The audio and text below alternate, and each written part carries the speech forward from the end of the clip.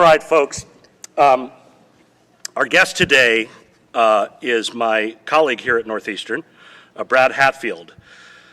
Brad is a keyboardist, a pianist, an arranger, and Emmy Award-winning composer based in Boston. He has performed with such diverse artists as Aretha Franklin, Yo-Yo Ma, K.D. Lang, Bono, the Boston Pops, Gary Burton, James Taylor, and Corinne Allison. If you watch TV or go to the movies, you've no doubt heard some of Brad's compositions or playing. That was Brad playing the solo piano for the opening scene and end credits of Clint Eastwood's Mystic River. His own musical compositions have been heard on movies such as Iron Man 2, Borat, a personal favorite, Analyze This, The Breakup, and Copland, as well as the TV series The Sopranos, NCIS, ER, CSI, Saturday Night Live, also known as SNL, Rescue Me, presumably known as RM, Glee, Entourage, and many others. As an arranger and orchestrator, the Boston Pops, Houston Symphony, Kansas City Symphony, Atlanta Symphony, and the Rochester Philharmonic have all performed his work. Brad currently teaches songwriting, music supervision, and music industry courses at Northeastern University, Berklee College of Music, and Berklee Online. So please join me in welcoming the very accomplished Brad Hatfield. Thank you. Thank you very much.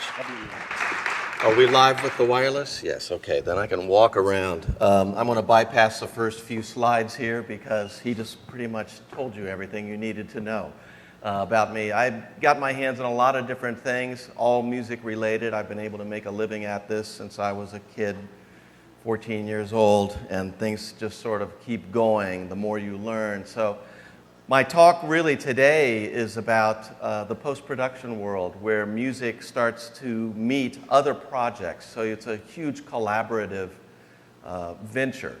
It's not, I'm the star of the show, here's my music, make it really loud. It's, I'm part of this thing. So I'm going to bypass all this because you've already heard it. Thank goodness for that, so we don't have to be bored with more. But my music is constantly used on TV shows and relicensed again and again. And there's a real important nugget here for you business folks. Licensing is very different than selling. So if you just sell that widget and it's gone, it's out of your hands, you can't sell it again. But when it gets to licensing music or licensing anything, you can license it over and over again. So we'll get a little bit of a taste of how you might want to approach any sort of art form where it is something that can be licensed rather than just sold in a store, and that's the end of the trick. So I just had some performances up in Halifax this last weekend. One of my colleagues here, Professor Michelle Conceição, is a manager for an artist that I really encourage you to check out. She's Canadian, Rose Cousins. So I did the orchestrations for some of her program that she did at the PEI Symphony and also Symphony Nova Scotia. So lots of different skill sets at work here, but all of it comes from years and years of not giving up, number one, and number two, challenging myself, taking on something that I didn't think I was going to be able to do, maybe get roughed up a little bit along the way, but come out the other side, because it's way more fun to create music and actually make a living at it than to just give up and say, this is never going to work for me. So lots of interesting opportunities come up. What I do a lot of is source music. People walk into a bar on a TV show, there's a music coming out from somewhere. It could be a jukebox, it could be the ceiling of a convenience store, which was my first film placement in Copland. You'll barely be able to hear the music. Do I care? Not really. I'm on the cue sheet and they keep sending me money every time the show plays, so I don't care if you hear it or not, it's in there. We're going to take a look at some of these scenes, and some of them are older, and then probably the most recent one that I've actually got in this montage is from Glee from just about a year ago. But I've got a lot of things in NCIS now that continue on, and American Horror Story. Any American Horror Story fans? Yay. All right. Keep watching, because for me that means ka-ching. Okay? It's important to have I can hear something ringing right now. That's what I want to have happening. So you'll notice in this montage, it's all music that's emanating from someplace. In the case of In the Time of the Butterflies, I had to write music in the style of the Dominican in the late 50s, early 60s, where this film was actually trying to articulate.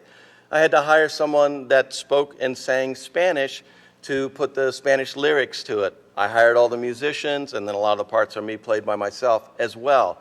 That particular scene, I had to be in exact synchronization with the band that was on screen. They couldn't use the music that was in that scene, so they hired me to license my music, I should say. They licensed my work to go with that scene. So some of these, you'll barely be able to hear the music. Do I care? I do not care. Other ones are a little more featured. So let's just take a look at this. This is a montage of source music. So that means it's emanating from an area that the actors that are participating in the scene are actually going to be able to hear. I don't know if we can douse the lights or not, or if that makes a difference, but let's go for it.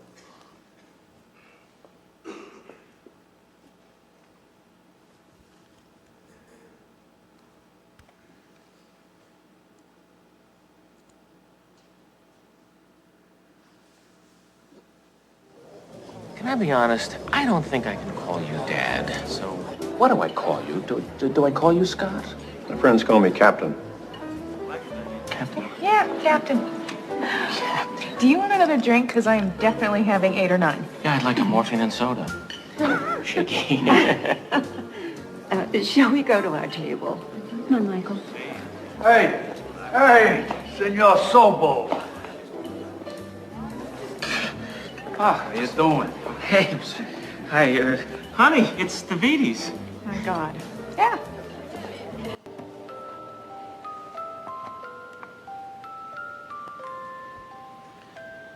Somebody had to write it.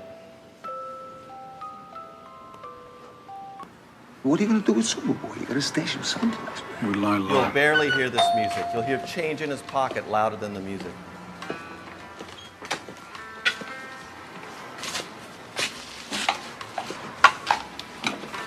Hey, Mo. Hey, Ray. Sorry to hear about your nephew.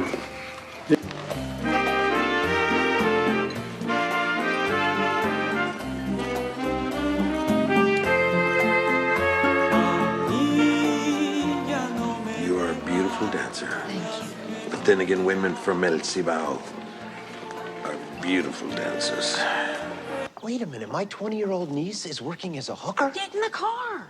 Amanda called a couple of months ago, all excited about this job. Disclaimer, this is my wife's song, No, but I'm playing the music. Well, I could have told you right there.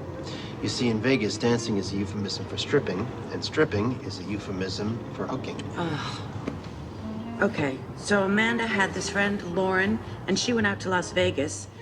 Why don't you try another fortune cookie?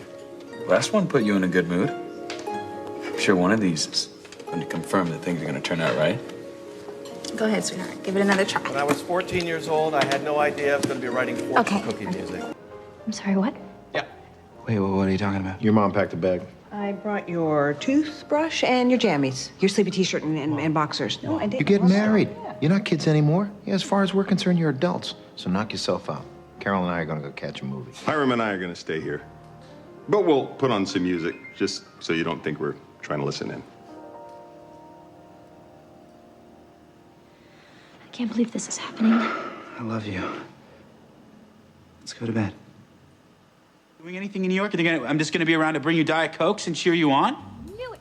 I knew one day you'd be intimidated by my success, but I didn't think it would be before.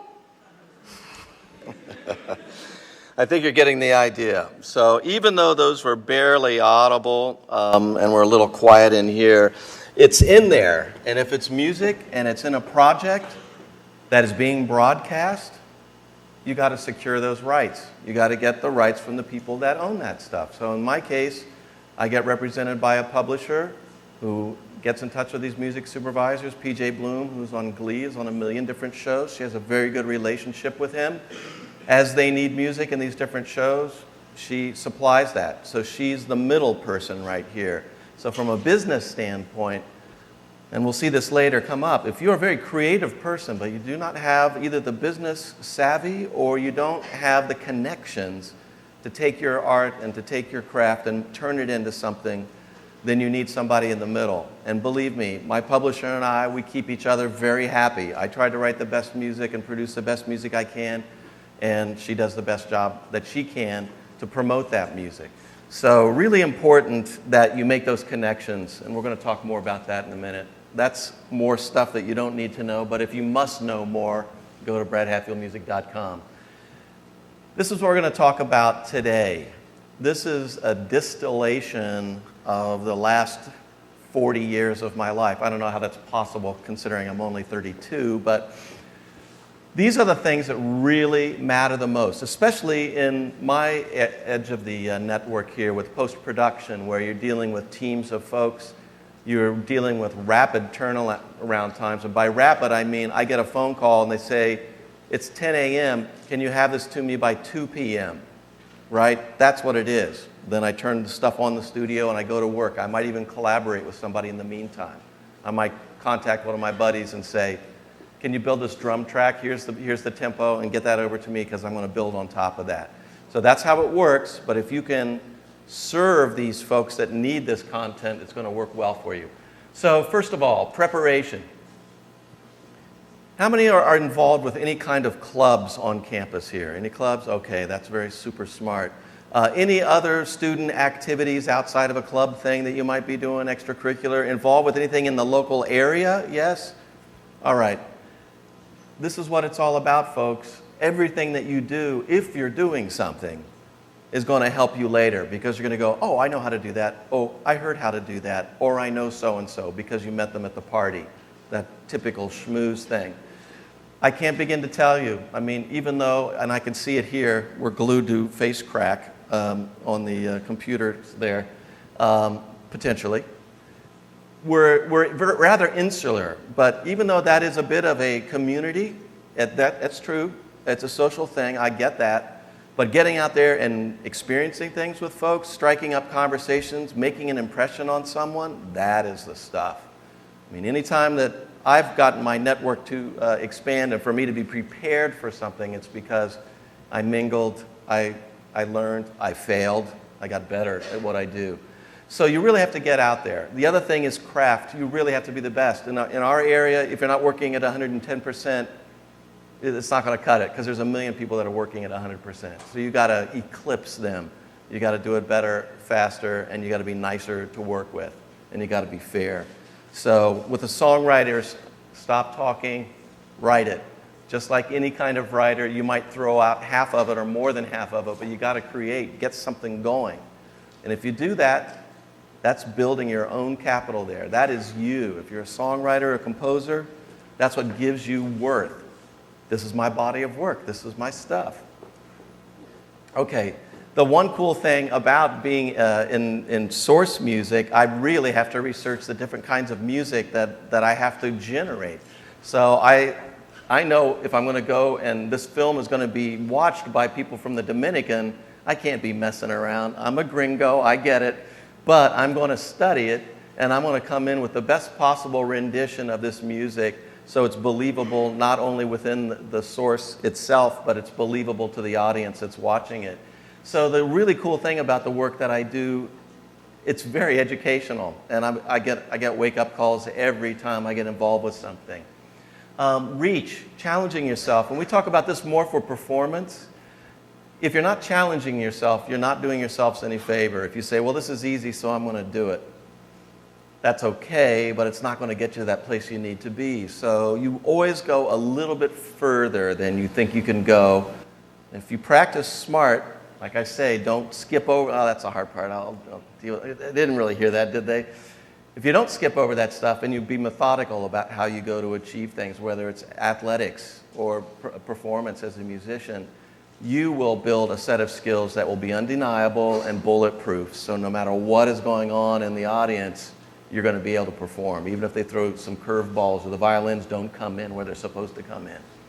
So don't stop challenging yourself, and believe me, there are times where like, oh gosh, here comes another one. I'm going to do this. I just keep doing it. I suppose my wife is like, could you just relax? But I like the challenges because every time you do a challenge and you get over there, new things happen. I guarantee it. Every time you meet the challenge and exceed the expectations. This is true. You could be sitting next to somebody that 30 years from now is going to help you do whatever it is that you do. How many business, I don't know where we're drawing from here. Do we have business folks in here? Okay. Do we have consumers? Yeah, pretty much everybody.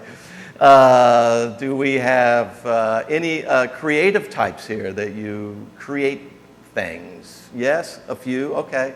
Bottom line is you all need each other. And one of you is going to get into a position where that other person that you're sitting right next to could actually make use of what it is that you do. So treat this time as not, oh, I'm in a college, I'm in a university, I got to get my grades, I got to do this, or I got to party all weekend. I don't know, whatever might be going through your mind, be really conscious of these connections that you're making right now. I'm still working with people that I worked with 35 years ago. I mean, that's ridiculous. That it's not all the time, just a phone call, and then something really cool happens. So get the network going, and get it with goal-oriented people. Get it with other people that want to do stuff. Don't hang out with people that are just cool. They got to deliver. They got to create. And my recipe for success is collaboration. I'm not the greatest lyricist, but boy, do I work with the greatest lyricists.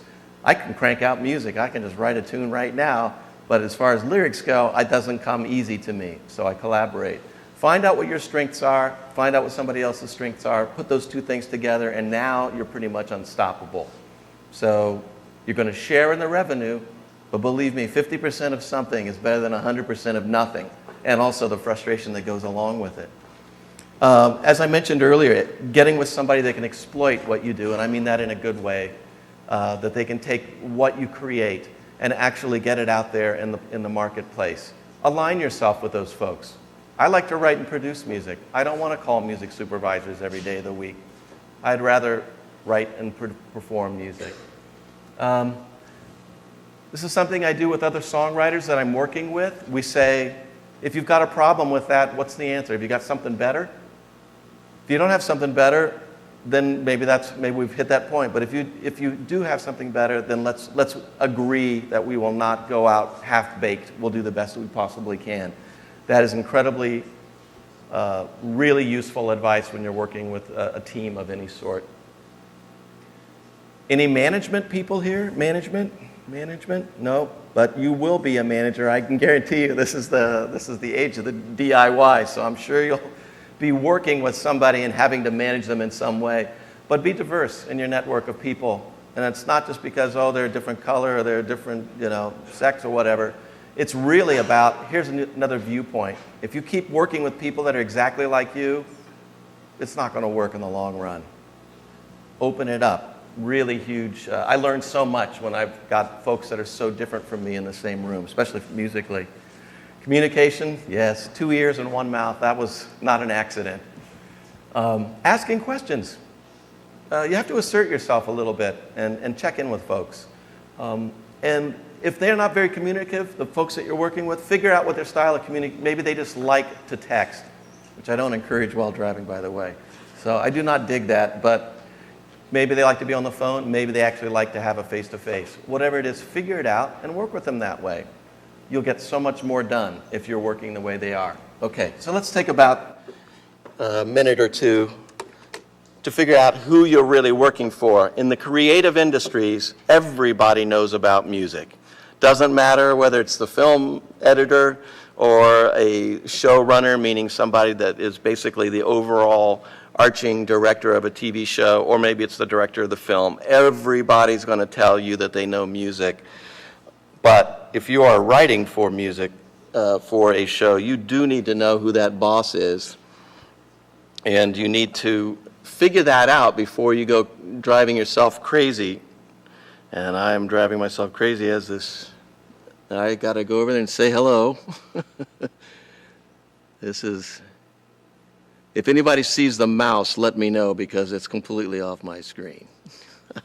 Jeez. Maybe it's to the left. Oh, there it is. Exciting. All right. You'll notice in the production team, directors, music supervisors, composers, more producers. How many have noticed how many producers credits are at the beginning of the top of shows is like a dozen? That usually spells trouble, but sometimes they work together well.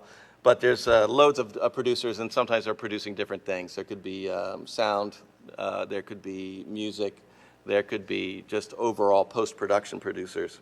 So editors, writers, sound. So in that this is the working crew right here that are developing the thing that we see. But these are the people that they have to listen to. So you'll see a showrunner, and that could be anybody on the show. Oftentimes it's an executive producer, sometimes it's a creator of the show, and they have a lot of power. Even though they're not financing the thing, they're the star, and they have the final say on how things are going to go. In film, it's almost always the director with the music end of things.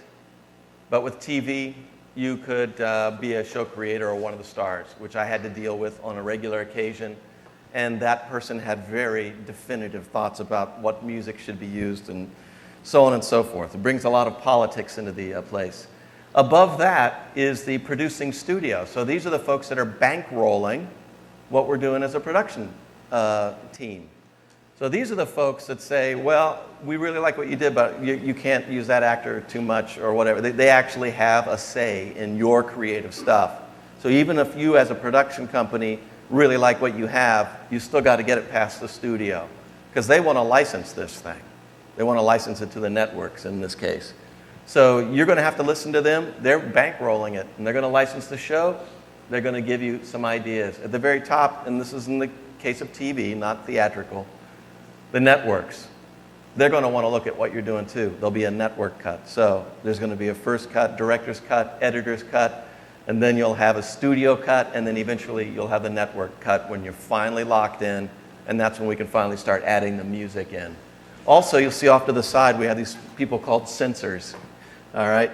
So if you're into more risque programming, know that you're not going to get onto a regular network that's put out there that's not a subscription type of scenario. So you need to know who you're writing for and make a good impression on those folks. My favorite trick is making the person that's directly over me look really good. So that's what I do. I'm going to skip a little bit faster here because I know our time is limited. What I will say is technology and people will fail generally at the same time. Can I get an amen? Right, I got to hand this thing in. Oh man, my teammate never showed up. My computer died. I spilled coffee on it. I've been there. I understand. So it is going to fail. I'm guaranteeing that, and generally at the same time. So have a backup plan, and it has to be actionable, not something that well, if that doesn't happen, I can probably do this. We can't do that. If I don't send in something when they say that they're mixing and they have no music, my job is over, and my name is in the sewer. So you can't do that. You got to be able to deliver, folks. Really super important. Hand it in on time. In the case of post-production, maybe not too early because then they're going to ask for a bunch of changes. I work with an orchestrator who did a lot of ghostwriting for John Williams. This guy's a heavy dude. He would wait until he couldn't wait anymore. Then he'd hand it in, and they'd have to take what he gave him. But it would be really good. But there wouldn't be a chance for the company to go, oh, can we change this? Can we change? No, sorry. You have no time for that. They'll be a little careful about that, but you want to be in front of things. I call it the idiot check. Just like if you're playing a band. Any musicians here playing a band? Yeah. At the end of the night, do you go around and make sure you picked up all the cables and stuff? You're always leaving cables around. You got to do the idiot check. We do the same thing in post-production. Are the files named correctly? Don't waste people's time. So get organized. This is a little bit speaking to the music end of things, like supplying clicks, meaning a click track. So I'm collaborating right now with a guitar player in Miami. He's sending me incredible tracks. The only way that's working is that I'm giving him basic tracks that are lined up in a way that he can do his job. I just want people to do their job. So give them what they need. When to say no. We generally don't say no for a really long time. If you're young and you're getting started, I wouldn't say no. Oh, it doesn't pay. It's going to pay in dividends if you learn more about what you're doing and if you meet some people. If you can connect with somebody on that job, that's worth all the money in the world. That's going to change your life. So it's not always about the money, but it might be in terms of setting a precedent. If you've gotten to a certain kind of level, and you're commanding a certain kind of a license fee, then you don't want to go backwards unless there's other things on the table that you could actually negotiate with. For me, it's work overload. I've got so many things going on at once. It's just ridiculous. But I will say no to things because I can't afford to drop a ball on something super important. With the symphony, there's one rehearsal the day of the show. You don't put wrong notes into anybody's part. You don't make anything unclear. You deliver it, and these first-class players, some of the best players in the world, the BSO, are going to read everything on that page. Whether it's wrong or right, they're going to read it. So deliver the goods. There's no time for wasting. This is another artist I'll ask you to check out, Susan Werner. Susan Werner, W-E-R-N-E-R. She wrote a song called Don't Work With Your Friends. I won't be completely insulted if I hear it coming out of somebody's laptop in the next 5 minutes. It's actually very funny, but it really is about don't work with your friends unless they really have it together, because it gets complicated and sometimes they don't sing so well if you're hiring for a singer. Or maybe their time is not so good on the drums. They sounded great on the gig, but they can't play to a click track. When you do any kind of a job, try to hang with people that are so much better than you, that can do a super job. They're going to bring a whole new level. It doesn't matter whether it's architecture or art or putting an ad together or doing a piece of music. You bring in really professional people. They're going to bring something to your music or your design that didn't exist before. It's going to make it better because they've been doing it a long time. So hire the pros. This is a little bit more music-centric. I'm in the middle of this right now. My wife and I have written 9 tunes. We're getting a lot of stuff on The Young and the Restless. Strangely enough, the music supervisor on that show is a former student of mine. First student that got me a gig. It's awesome. So anyway, he's playing the heck out of our music. And he's asking us to prepare certain things for him. So that's what we're in the middle of right now. 9 songs, but a song that's played with piano trio with a harmony mute trumpet lead, nylon string guitar lead, just the piano trio, and a solo piano. So out of that one song, I've got 4 discretely different things. And then there's the backing track with no melody. So I got 5 things.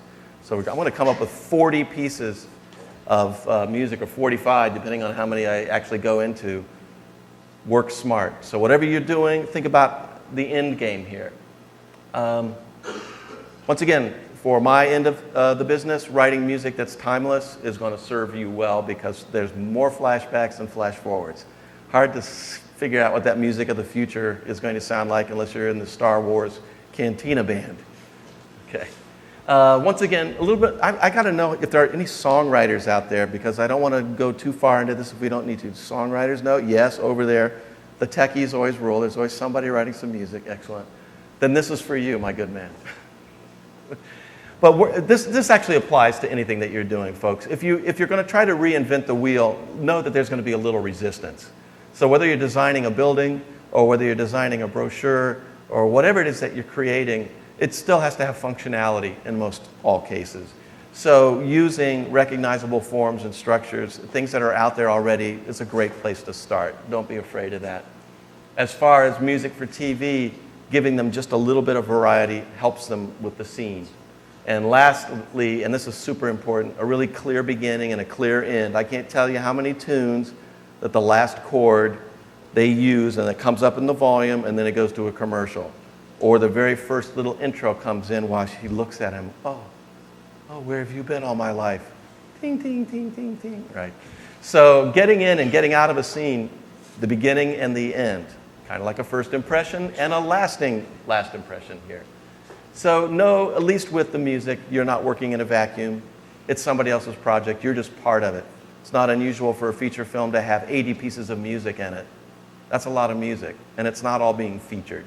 It's there to support what's going on. I'm going to skip by this since there aren't that many songwriters, but there are things that you can do to not be a problem, so your music serves a function without being problematic, and those are a couple of the elements there.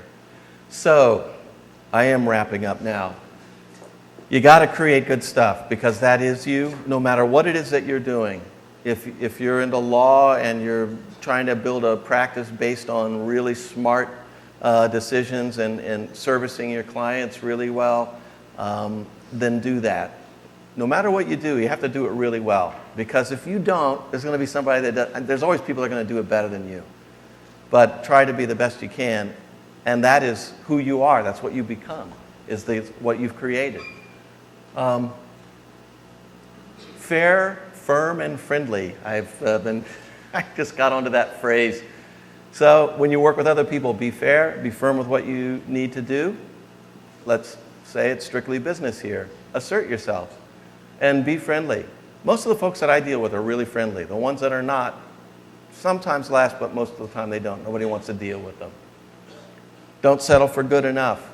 If I'm shutting down my machine because I'm tired and I don't want to take another pass at that mix and that note in the piano is still bugging me, but I go, whatever, then that's not doing the best I could possibly do. If it takes me another 5 minutes to go back in there and tweak out that 1100 hertz frequency that's bugging me, I'm going to go do that. And then it will never bother me again. And stop talking and start creating. That's what this is all about. So that is the last 40 years of my life and my strategy and how I make things work and how I continue to work in this business, which I truly, truly love. And nothing makes me happier. I love teaching here. And I like being over at Berkeley too, but I like this the best. Because we have a chance for you folks to say, wow, I think I'm going to try that. And then I get to get an email like 5 years from now going, guess what I'm doing? Those are my favorite kind of emails to get. It's when somebody sends me an email and says, guess what I'm doing? I love that. So that's the lesson for today for me anyway.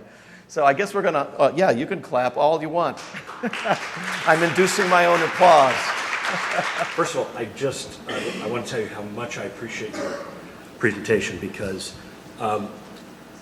when we talk about design in architecture, let's say, there's a very clear distinction between the kind of heroic, so what a friend of mine calls genius architects, right, who are hired to be prima donnas and do whatever they want. That's a very, very, very, very small slice of the universe. The much larger slice is the artist as designer, the artist as collaborator, yes, the artist as responder. And so I just think this is, this is so insightful because music is something that we appreciate I would say, I'll speak for myself, completely, I'm not a musician at all. So it's a completely emotional response. Mm-hmm. Always has been. It's why it's so powerful. Yeah. It's so great. It's non-analytical for me. Now, if I were a musician, it would be. It have, to a degree, but we'll talk about that, sure. Yeah. But I guess, yeah, I love the fact that somebody is responsible for my emotional response to the beginning of Mystic River, which is such a great movie, by the way. If anybody in this audience has not seen Clint Eastwood's Mystic River, based on the Dennis Lehane story, you got to fix that because it's a fabulously great movie. And I'll tell the Clint story, which is actually kind of fun. But let's keep going here. I love where you're going with this. Yeah, well, I mean, it is that that almost every experience we have in life, no matter how spur of the moment, intuitive, emotional it may seem to us, somebody reverse engineered that experience and made it happen. And I wonder if you could maybe, I mean, you gave a very thorough presentation, but let's take a specific example, like the beginning of Mystic River. What are, as an architect, there's a bunch of diagrams and notes I make before I really get going because I don't want to design too early. Mm-hmm. I want to make sure all of my stakeholders are kind of on my list. So what are the stakeholders at the beginning of Mystic River? Is it a mood? Is it the story? Is it Clint Eastwood? Is it the scene looking out at the Mystic River Bridge, at the Tobin Bridge? Now I want to call you Charlie Rose because that was really a Charlie Rose moment there. But here's the deal, folks, and I hope you can zero in here because this is kind of how stuff happens. I've been playing with the Pops for quite a long time. They decided to record the film score to Mystic River in Boston, where it was shot, because Clint works very quickly. You get first takes, and you're done. Right. So the actors prepare that screaming scene of Sean Penn. He was not going to do that 45th take. He was going to do one and maybe a little bit of a fix here, but Clint wants stuff done really fast. He wants you to know your stuff, prepare to give us that reaction. That's totally where he's at. So he did the same thing with the music. Well, what happened with the music, he had so much money left over. Who as a filmmaker has money left over? I've heard he's super efficient. He's super efficient, and there's even more stories there about that, where he's using things from other movies that he really shouldn't be putting into that movie. Well, we already got that. That's from another movie. That shadowy alleyway thing, we've already got that. Yeah, but we should really shoot it. No, we've got it. So anyway, he comes into Boston, and he wants to use the BSO to play the score. And he wants to record in Symphony Hall. He wants to make the whole thing a Boston experience. And he's got the money to do it, but it's not a Hollywood film stage, sound stage, where all these best Hollywood musicians are and all the things that he normally has. It's not here. He hired my friend Pat Hollenbeck, who had hired me to work doing faux orchestrations. In other words, I mocked up. First of all, you have to know, folks. Does anybody know who wrote the music to Mystic River? Help me out here, folks. The name has been mentioned about 5 times already. Clint Eastwood. Clint Eastwood wrote the music. Now I have your attention. Well, we'll get to this in a second. So he wrote the music, and it was a very simple theme. One of his music coordinators came to my house where we were working, building up these orchestrations so Clint would be able to have an idea what they would sound like. So I'm using samples of orchestra sounds to make this thing so he could listen to it in his pickup truck parked up on Carmel somewhere. And a guy came over, and he said, all you need to know is, to your point, the river is a bad place. The river's a bad place. It's all you need to know. So it's a very simple, and if I had a piano, I would play it for you now, but it's simple sort of 3 or 4 triads that move in a particular way, and that theme runs through the entire film, in the key of C, I might add. Clint likes to play piano, and he's always been an avid musician fan, but he can play, and he can hear. He made didn't he make a... Yeah. Made some jazz. Yes, absolutely. And he's done all kinds of lovely documentary things as well about the blues and so forth. So he's really into music, and he loves the music. So because I know Pat, I work on one thing, and then I get called in to play on the session. I wasn't supposed to play on it. They were using the BSO guy. Right. But because I knew the music, I'd been working on it for like 5 days, all around the clock. I got brought in. This is about being someplace and doing something, folks. I'm on the session, and that's my number one thing. Don't screw up. Right. That's like a thing that keeps going around in our head. July 4th, camera up here. Right. Don't screw up. Don't screw up. So the red light's on. It's the BSO. Clint is sitting like right there in the front row of Symphony Hall, and so you're just concentrating. Orchestra takes a break, and I'm more of a jazz player, pop guy, certainly more than a classical guy. While they take a break, I'm like nervous. So it's a huge piano. I got a lot of serious stuff to play. I just stay loose, and I start improvising on his theme. Right. At the end of the day, Hollenbeck comes up to me and goes, Clint's going to ask you to stay late tomorrow and do whatever you did today. And I said, I have no idea what I did today. Sure enough, Clint came up and said, can you do what you did today? I said, I don't know. He goes, well, just give it a try. I really wanted him to say, go ahead, play my song. He did not say that. I want him to say that so badly. So the next day, they got the orchestra done because it's union. We got to get rid of as many people as possible. So it's just me on the stage with a Steinway Concert Grand. I'm improvising on his theme. I got people, stakeholders, telling me what to play. Right. Finally, Clint just came up and said, look, just play it as simply as you possibly can. Just simple, simple, simple. So that's what I did, and that's what starts the film, and that's what ends the film. So he made that happen on the spot. The music was done, but then he took this creative moment. I've got these tools. I can make something really interesting out of this. It's not something I would have played, but he made that happen. So that craft and creativity, folks, you got to make that happen. With architecture, you can have form, but you need functionality. People need to actually get in and out, and plus with...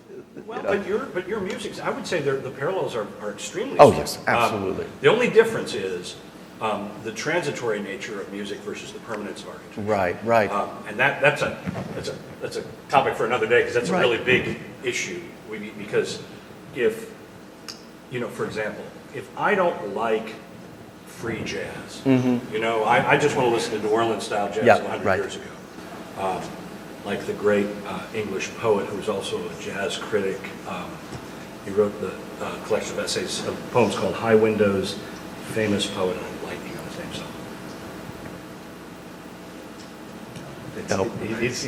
He's a famous 20th century poet, but he's an obscure and misanthropic guy. Okay. He's not fondly remembered. But the idea that, let's say, Boston City Hall is like, for some people, is like free jazz that I'm not allowed to turn off. Yeah, right. I'm not allowed to change the channel. Whereas, you got to have a wrecking ball.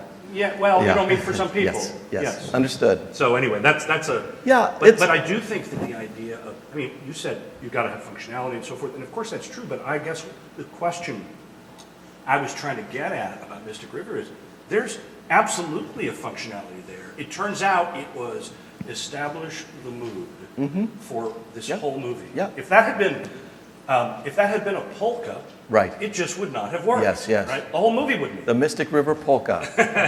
I think it would have poked my eyes out if I did that. Well, here's what's interesting about this, because there's some science behind this. He's using triads. There's 3 main characters. Some unbelievable acting, and those were our big focuses. Tim Robbins. Yeah, I loved his acting, and he carried the weight on his shoulders of and Sean Penn, and so they had these main characters and these triads represented. So that was part of his thinking, and it was also super simple melody, but with a bit of heartache built in there. So a simple thing, and simple usually wins.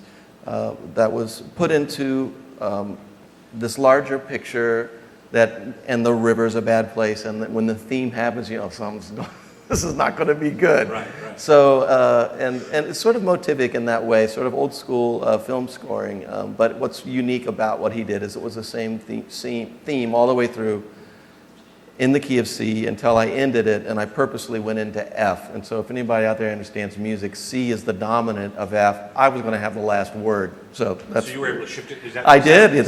The movie ends in F. I'm just letting you know that. Is that a minor key? No, it's just it's a related key. But if you say on C, it's like Beethoven. Boom, boom, boom, boom. I see. You know, it's that move from we're ready to go to we're home.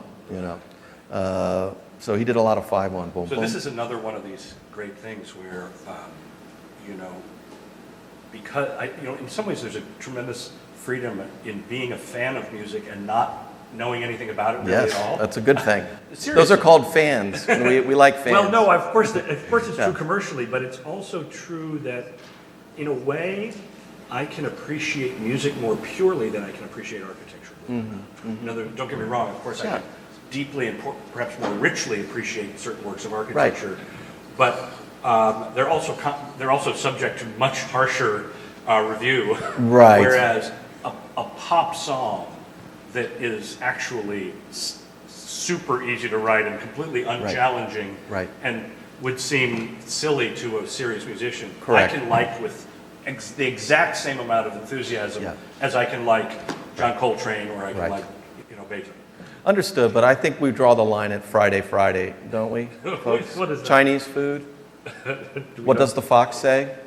Although these are all these things that are pretty simple, but they're engaging and they're fun. But then you can't get them out of your head? Yeah, that's why I did that. I'm just trying to actually torture you people right here with themes.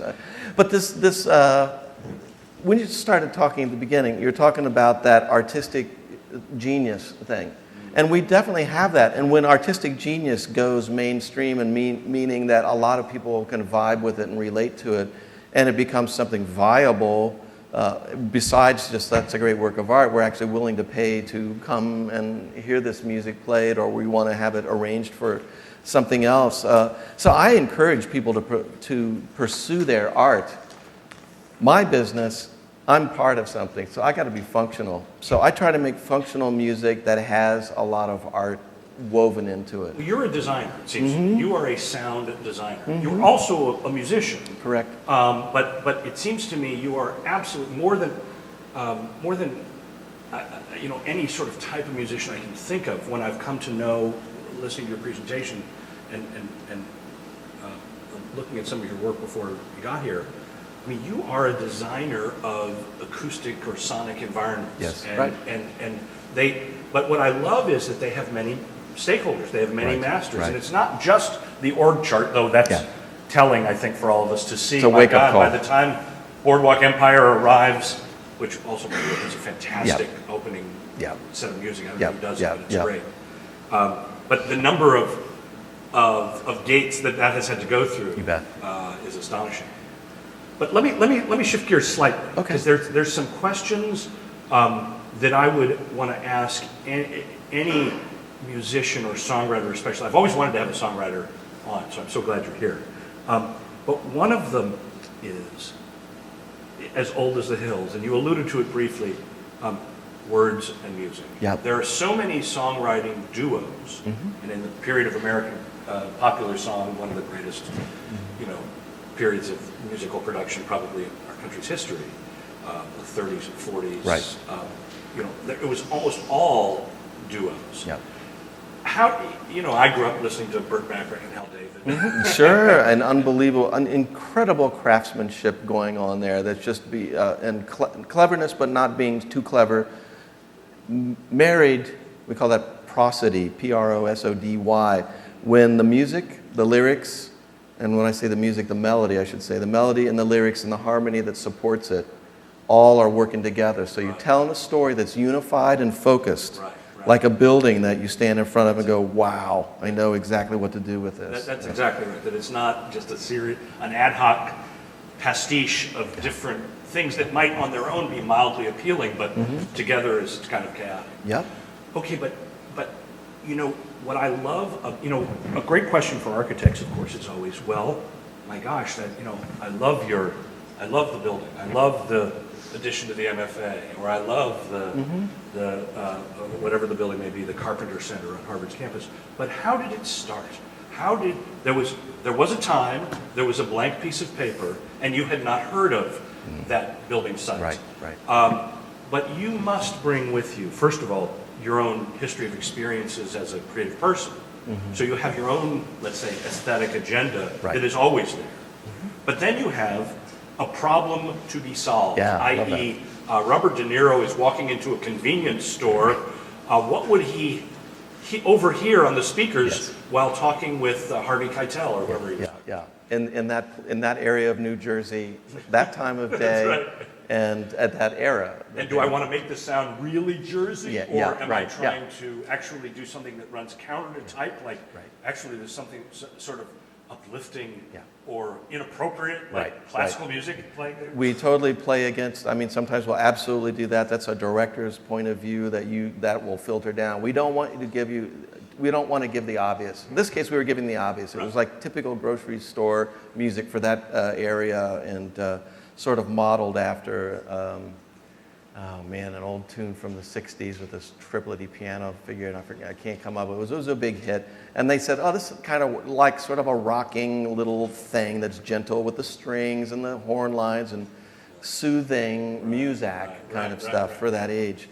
So where does it start? I'm definitely walking my dog and I'm singing into my iPhone. And I'm getting ideas. I'm singing bass lines. In fact, I'm going to do a little. You're an interesting person to just pass anonymously on the street. Oh, it's one thing to have the people talking to their phones. No, I'm singing. But if you're singing into it, I'm going to be a little concerned. All right, we're going to do something right now, folks. We're going to get interactive. Okay. I'm going to have you folks sing this chord. So we're going to frame talking about lyrics. Okay, great. Talking about lyrics and music. So, boom, the guys sing this, boom, just go, boom. You're on the fifth. Okay, better turn his mic off.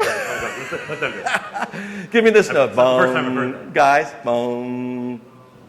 All right, now, gals, boom.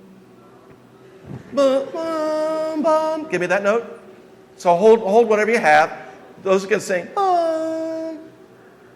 Now we have a major chord. Keep it going, keep it going. I'm going to sing this. I woke up this morning. Now, that's a relatively positive sound, okay? Now we're going to change the notes. Boom, that was our tonic, but now boom, guys, boom, boom. Another guy's up here, boom, boom, boom, there's the girls, boom. Boom, boom, boom, boom, boom. Let me hear the low note, boom, boom. Boom, I need that note. Girls, I cannot hear you. All right, now we have a minor chord. Keep it going. Got to keep it going. I woke up this morning. All right, bum, bum, bum, bum. So same melody. We didn't do that so well. We're going to rehearse. I'm going to keep you after class. But the idea is that you can take a very simple line. One line, the exact same melody. Ba-da-ba-ba-ba. Where's tonic? Boom. Sing that note, boom. We'll make it easier. One note, boom, boom. Ba-da-ba-ba-bum. Sounds pretty bright and enthusiastic and fun, but that's not what Justin Timberlake wrote. That's what McDonald's uses. Boom, boom, sing that note, boom, boom. Ba-ba-da-bum-bum-bum. A different sound, ba-bum, minor. All right, that was the original melody. I'm loving it. So you can take a melody, you can take lyrics, and you can shift what's underneath it, just like you could with a building, and all of a sudden the thing has a whole new vibe to it. So that marriage of melody and lyrics and the rehearsal that we'll be having later is very telling. And you can play against that. You can have a sad chord and have a happy line, but we have to be clear that we're being ironic. So, do you think I should have each student be required to submit an audio file of them singing "Ba-da-ba-ba-ba, I'm loving it" as part of this grading for this course? What I would say is that's a question for extra points, right there. That's a 2-point extra thing. If you stayed here and you were conscious, what song did Justin Timberlake write that the McDonald's is using nonstop, and a lot of creative ways too, but always in the major. Always like a major. Well, first of all, that's great and fantastic, and I apologize for singing. Oh, that's all right. But we're going to have a little lesson afterwards. It's a serious group. But you have a lovely low sound. It's awesome. Well, I'd kill for those notes. I love it. But like these songwriting duos, and let's say, an artist is writing an album. Now we're migrating a bit away from the sound design sure. No problem. to making an album. And I have an intention. This is a lot of young artists. This is an album about my breakups. Taylor Swift has written. Has there ever been a song written about that? Yeah. No, it turns out there has been. Yeah. Yes. I've been following the music industry, and yes, turns out there is no better way to communicate the despair of breaking up than songwriting. And we can all understand because we've been there, so that's the good news. But when an artist like a single artist like Taylor Swift, who I assume does the music and the lyrics, She generally writes a lot of her own stuff. Absolutely. But many times, Lennon and McCartney, some of the great Harold Arlen and I forget who. In any case, there are a lot of these duos. Do they usually start with? Maybe from what I'm hearing, maybe it's not just words or music, but a kind of vibe and connective tissue between them.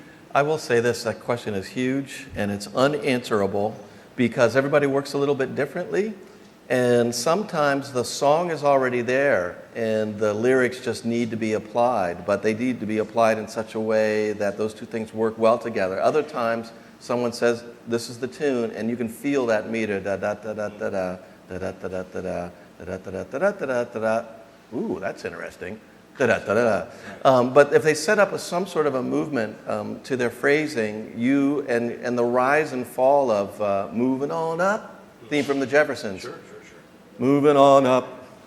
That's just wrong. So certain musical decisions can be made because are we asking a question here? Are we making a statement? Are we whining about how things went? Are we falling off on the end? So the words can influence the music or inform the music, and the music could inform the lyrics. I find that a lot of folks will try, at least in popular music, let's just go there, will come up with a hook.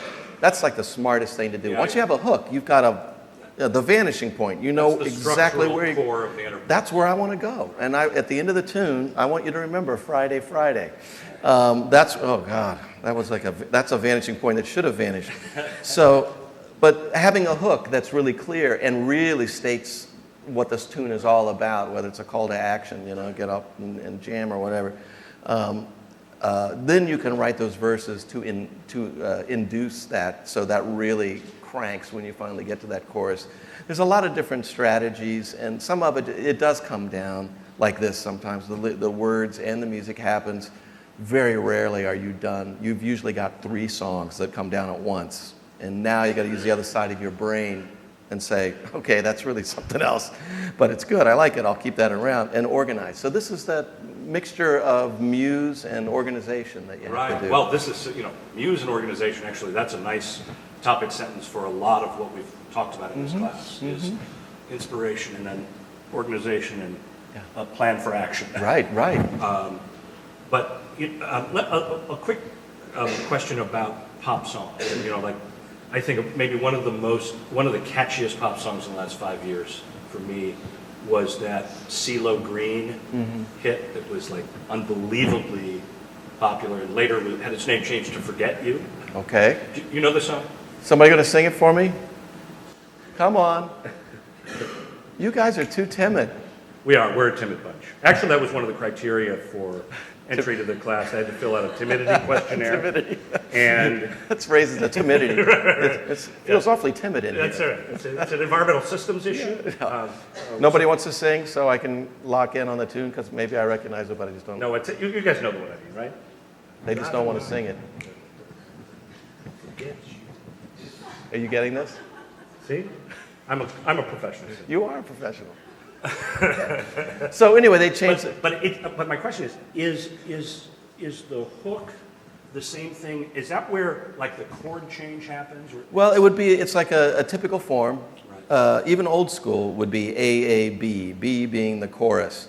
In old school, Tin Pan Alley, kind of the writing that we were talking about, even something as simple as I Got Rhythm, is built on a verse, another verse, and now we have a new section.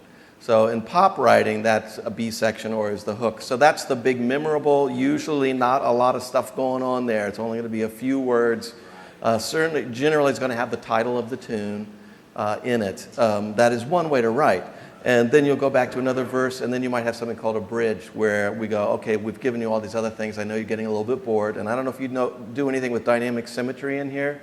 Any folks here working with the Golden Section Fibonacci series? Well, yeah, and in music, it's all over the place. Bach was all over there. He was no fool.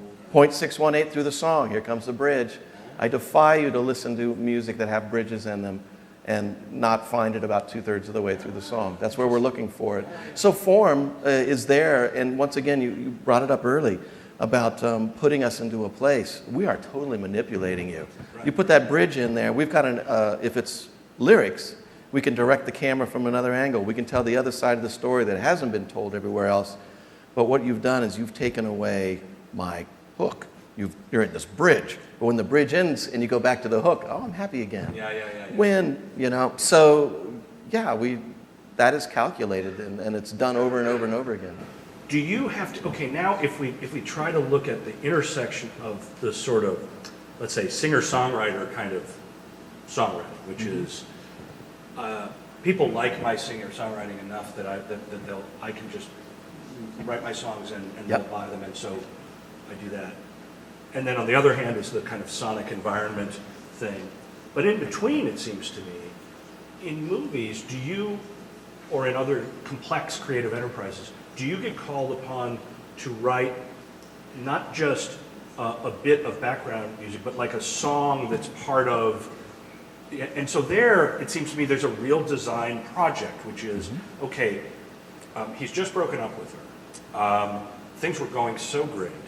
She just finds out, it dawns on her when she hears the voicemail, your song starts. Yeah, absolutely. And I do a lot of daytime TV, and that's where we won the Emmy, was doing exactly what you're describing. Okay.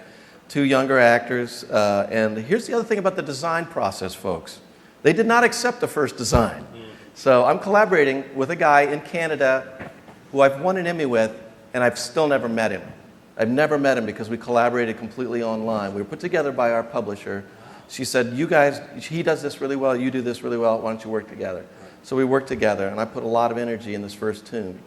That's exactly what they told us to do. These two kids are going to, the guy has to leave. So she's just, I want something to remember you by, and it's on the beach, and the seagulls are out there, and he's drawing a heart in the sand with his toe, and it's just beautiful. So we're trying to come up with a song that's going to work, and this is the music supervisors telling the publisher exactly what they need. We gave them one thing, nah, not quite. We gave them another one. It's close, but not quite. And I'm like, this is 2 weeks of my time. I'm not getting paid for any of this. This is all like you're taking a shot.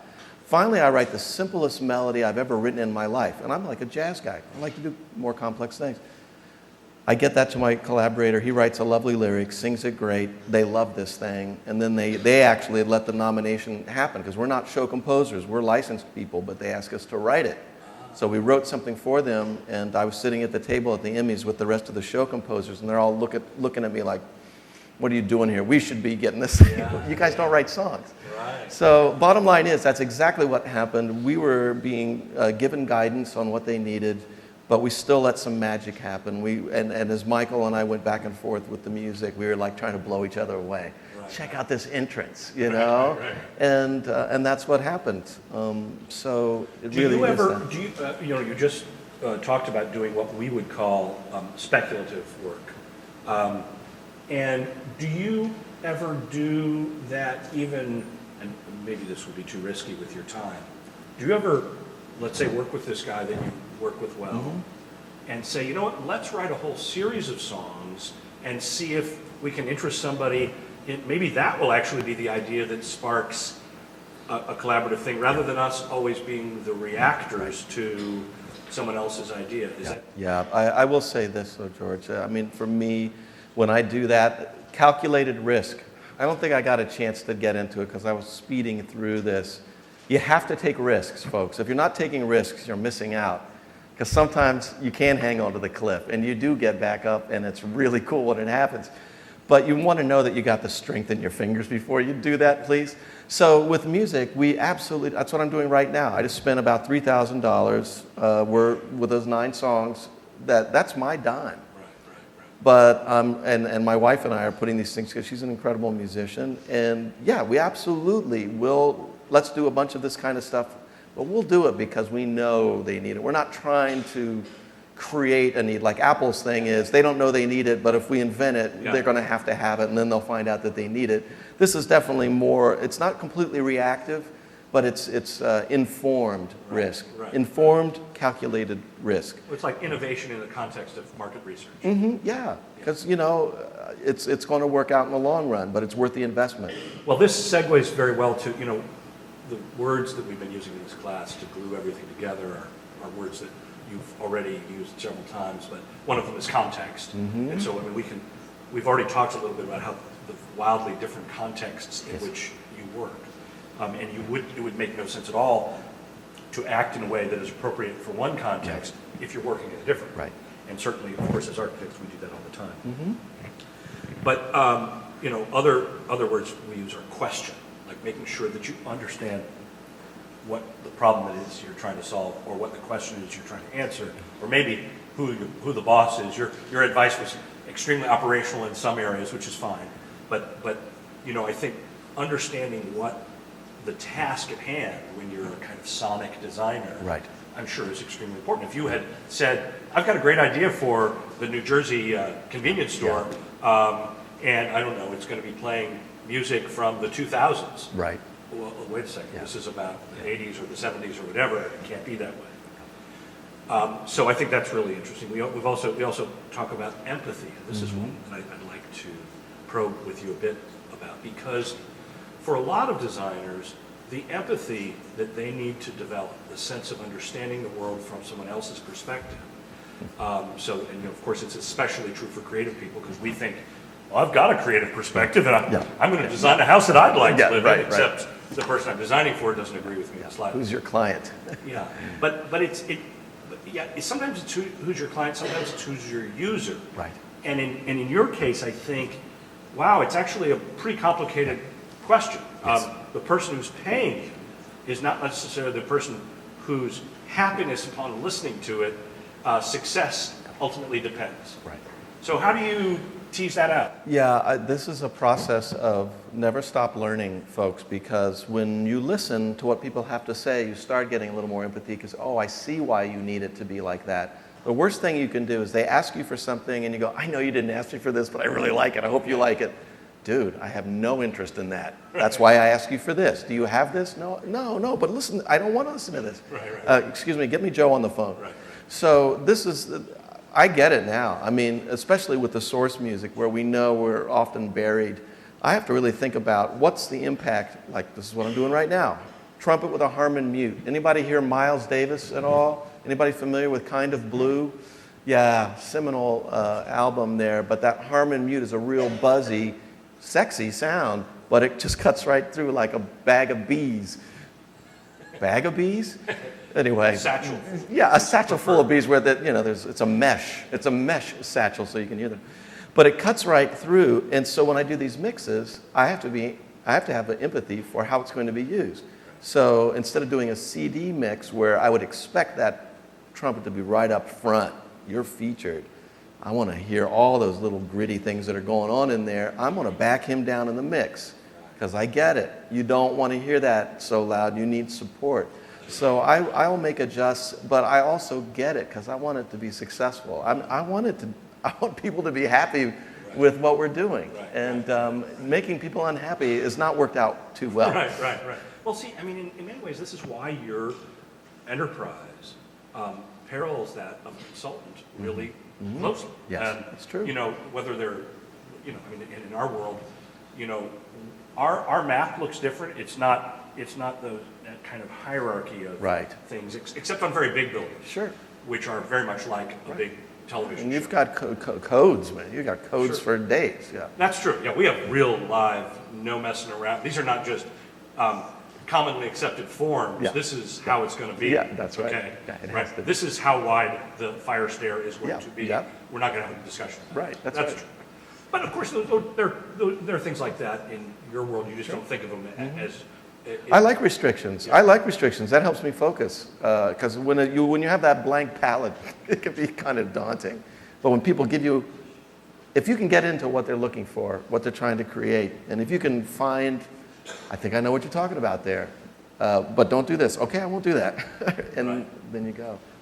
Context, I think we found for a lot of our creative guests has a lot of them either assert or sheepishly concede. Yes. Yes, I really want there to be constraints because constraints are what animate my creative power.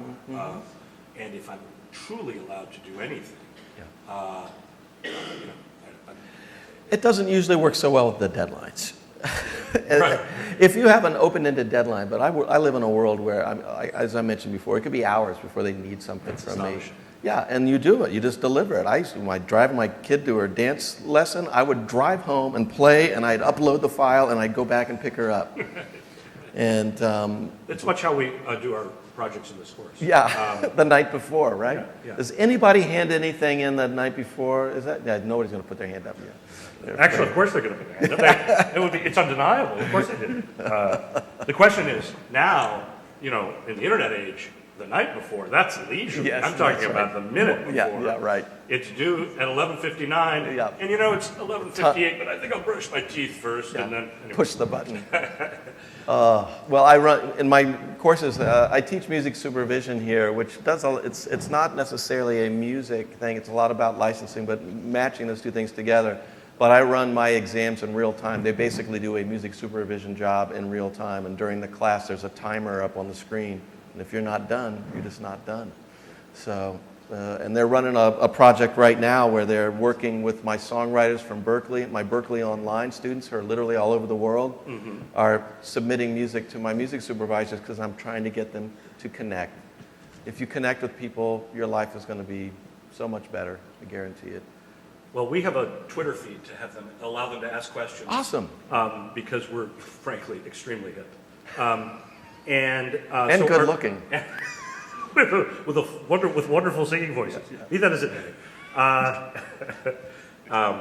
So our first question for you, sir, from the audience is: before sitting down to write a song, do you have a certain melody in mind? This song, like when you do it personally. In other words, we've already talked about how different people do it differently, but do you personally have a melody in mind when you write a song? I'm normally writing music that's got a vibe. Vibe wins. All the stuff we're doing right now for this one show, they asked for brooding. Yeah. So I'm writing brooding music. And I do want to start with a melody. I have a hard time with my students here. Not so much at Berkeley where they're in a songwriting program. It's just a little bit more open here. But people are really afraid of melodies. They like rhythm. They like texture. They like ear candy, loops and stuff. But where is the darn thing that I can sing when everything is done here? That's riskier. Well, that's you're putting yourself out there. You are more. putting yourself out there. And also, it's a skill thing, too. But for me, I want to have that melody. Sometimes I'll have a groove in mind because that's going to help set up the vibe. Right. And then I will, because I've been doing this for such a long time, I will make some harmonic choices and I will sing a little bass line. I will sing that, then I will just, like not Bobby McFerrin, he's like wicked awesome at that stuff. But then I will sing this melody next. And the thing about writing a melody, who asked this question, by the way? Somebody in here? Yes, but yeah. You want to be anonymous? That's fine. It's fine. Or unanimous? This is the beauty of this is they're allowed to be anonymous. Okay, all right, cool. So to whoever you are and wherever you are, the concept of coming up with one phrase. Woke up this morning and it looks pretty good. It's reasonable that my next phrase is going to go da da da da da da da da da. My third phrase, I got to do something slightly different. Maybe my fourth phrase is going to resemble my second one a little bit. When I move to my B section, it's going to be da da da dee da, downward motion, legato notes. In other words, whatever I do, I pick the opposite of it. And now those two things complement each other. I'm tired of that downward thing. Oh, that's good because we're going up to the upward thing next and shorter. So having a melody, and especially the way I'm writing now, which is like speed writing. I wrote a tune between two classes the other day while a student was sitting. That's so impressive. Well, I don't know if the tune is impressive, but it did get written. But it's by a process of like this needs this. So what's the yin and the yang here? And then you're off and running. So yeah, melody is super important for me. That's what makes a song identifiable. I will say one little more caveat. If you write songs, if you can make a mix without the melody, you can get somebody else to write a new top line, which is majority of rap, hip-hop stuff. There's a top line happening. That might be a different rights owner completely. You've got a lot of more opportunity to get that song out there. So. By the way, Berkeley just hired a new songwriter. I know Bonnie. Yep, I'm working for her over there, and she is awesome. She has got serious chops, but she's also an incredible educator and super enthusiastic. She sat in my class the other day and just completely took it all in and contributed. Now, they made a really smart choice with that, so I'm very pleased with it. I'll date myself as the age of these people's parents, but of course, I've always been a big Bonnie Raitt fan. Yeah. Mm-hmm. Have a heart. Yeah. I told her I covered that about 100 times in a wedding band. It's great tunes, great tunes. The Bonnie Raitt is awesome. Yeah. Okay, we have some student questions here, and some of them are excellent. Like, this is extremely timely as we head towards the end of the semester. What creative process do you follow when you're out of ideas and have a due date very soon? Yeah. Like, okay, enough with all this fluffy talk. Right. I got something I got to get done in the next 7 minutes. Yep.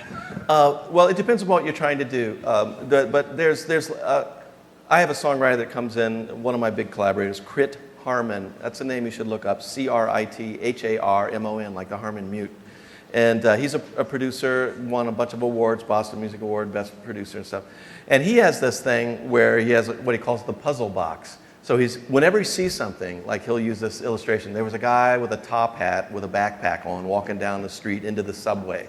He writes it down. He goes, that was weird. And then he's got to write a song about love lost. So this is Meg Hutchinson, one of his artists. I take those two ideas and I string a clothesline between those two things.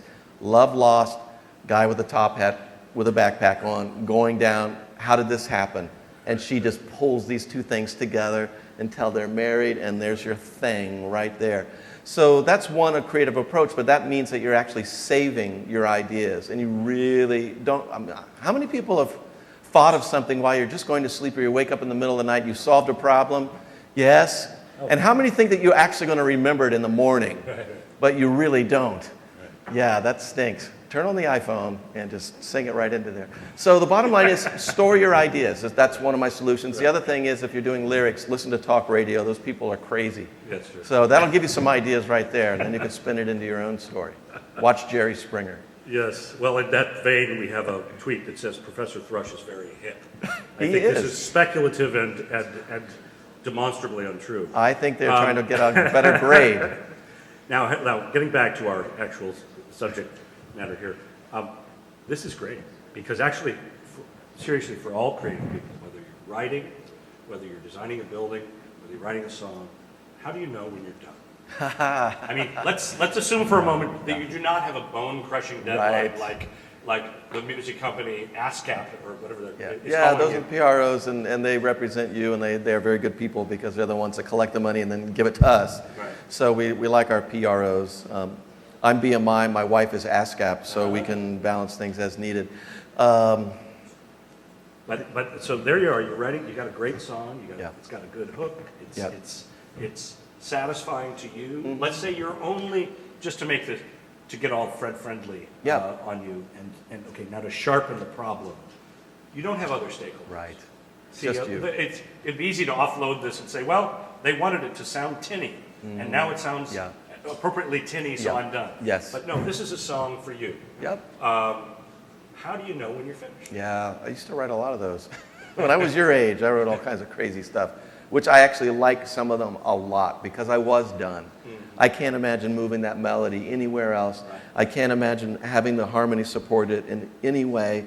It's a clear, focused thought. There's getting rid of stuff you don't need, whether you're writing a paper, because we see that, believe me. We can. That's just filler. I don't need that paragraph. I don't need all the ands, thes, and everything else that's littered throughout there to get your word count up. So it's the same thing in a song, whether it's the lyrics or the melody. That's extraneous. If you're improvising a solo, I'm sorry, you are just shredding. There's no need for that. So I think when you can look and listen to something and say, I've left everything that matters there, and I haven't left anything out that needed to happen to make this moment better, and I also haven't covered it up with stuff that doesn't need to be there. So I think that's really it. You just say, this is a complete, clear statement. Right. Well, we have a couple of queries about your own favorite sort of songwriters. Yeah. I mean, and I'm really curious because there are some songs, again, with no musical knowledge at all. I think Harold Arlen wrote a song called Skylark. Which is, Skylark. It's just an unbelievably beautiful song. Oh man, I just got goosebumps. You just killed me. It's like a bird flying. Yeah. Oh, it's a very complex tune to play, but it sounds mellifluous and easy to me. Yeah, but it's there's a curious juncture of simple melodies. All right, Stevie Wonder, I'm going to say it. I'm sorry, this guy's like one of the baddest people on the planet. He writes incredibly simple melodies, but try to play those chords. Try to analyze what's going on down there, and it's always in some nasty key. It's B or D flat or F sharp. And so, yes, as far as one of my favorite songwriters, it would be Stevie. And he's, of course, a performer and an incredible musician as well. A real visionary of trying to make this thing happen. And even though he's old school, even the album that he put out maybe 8 or 9 years ago, I used it in my songwriting class because everything is there. Clarity of form, usage of the smallest amount of ideas in really creative ways that keep the whole thing glued together. And I think for me, what I really most enjoy is things that sound simple but are actually really hard to play, because as a jazz musician, you better keep me engaged. Okay, I've heard that. What else you got? Right. I mean, in the jazz realm, at the end of the night, when a guy's on the stand, and this is kind of a joke, they say, "Hey, man, I heard what you were trying to do." You want to be able to execute. Right. And but making something sound simple, just like a dancer. Any dancers out there? Yeah, that's hard, right? That's hard, but you make it look easy. I would not make it look easy. I would make it look painful, and you'd probably, the vegetables would come out. But so that's kind of my thing, is that I like simplicity for simplicity's sake as well, especially if the words are really resonating. This gal, Rose Cousins, who I just did a bunch of arrangements for, she's very simple in her melody and her chords, very repetitive, but she's really great with her lyric and her vocal cell. Do we have any other questions from the audience? Okay. Well, Brad, I want to thank you very much. This is really My great pleasure. All right. Thank you so much, George. This was awesome.